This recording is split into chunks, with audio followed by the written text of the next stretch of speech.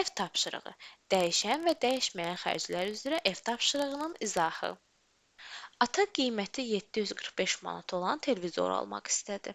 Ata 7 ay ərzində hər ay 135 manat pul ödəməklə televizoru aldı.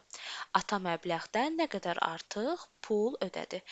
Bizə tapşırıqda verilənlərdən istifadə edərək atanın nə qədər artıq pul ödədiyini tapmalıyıq.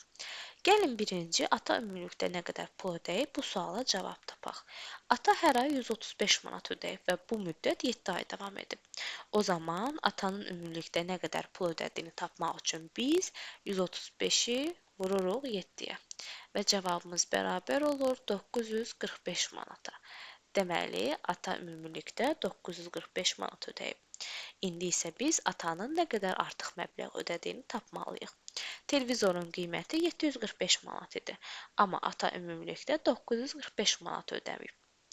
Atanın nə qədər artıq məbləğ ödədiyini tapmaq üçün 945 manatdan çıxırıq 745 manatı və cavabımız bərabər olur 200 manata. Deməli, ata 200 manat artıq ödəyib. Bankdan 6000 manat kredit götürən Mahmud bir ildə məbləğdən əlavə onun %15 hissəsini qaytarmalıdır. Mahmud banka əlavə nə qədər pul ödəməlidir? Biz Mahmudun banka əlavə nə qədər pul ödəyəcəyini tapmaq üçün kreditin %15 hissəsini tapmalıyıq. Bunun üçün biz 6000-i bölürük 100-ə, vururuq 15-ə. 6000-i 100-ə bölən zaman bərabər olur 60-a, 60-ı 15-ə vuran zaman bərabər olur 900-ə. Deməli, Mahmud bir ildə banka 900 manat əlavə pul ödəməlidir. 48 metr yaşıl parça alan dərzi 720 manat pul ödəmişdir. Bənövşəyi rəngli parçanın 1 metrinin qiyməti yaşıl parçadan 14 manat bahadır. 1508 manata neçə metr bənövşəyi rəngli parça almaq olar? Gəlin məsələdə verilənlərə əsasən sualı cavablandıraq. Gəlin ən birinci yaşıl parçanın 1 metrinin qiymətini tapaq. Əvvəlcə yaşıl parçanın 1 metrinin qiymətini hesablamaq üçün biz bilirik ki, 48 metr yaşıl parça alınıb və 720 manat ödənilib. O zaman 1 metr yaşıl parçanın qiymətini tapmaq üçün 720 manatı biz bölməliyik 48-ə. Bu zaman cavabımız bərabər olur 15-ə.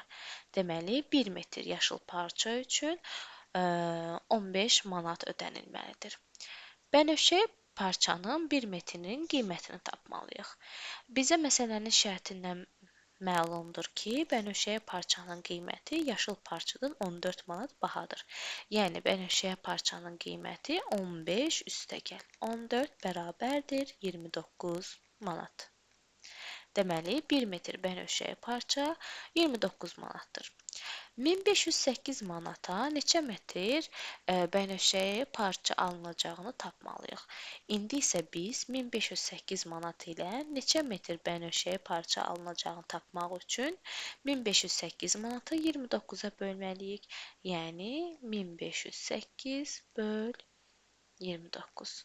Cavabımız bərabər olur 52 metrə. Deməli, bənövşəyi parçanın 1 metrinin qiyməti 29 manatdır. 1508 manata 52 metr bənövşəyi parça ala bilərik.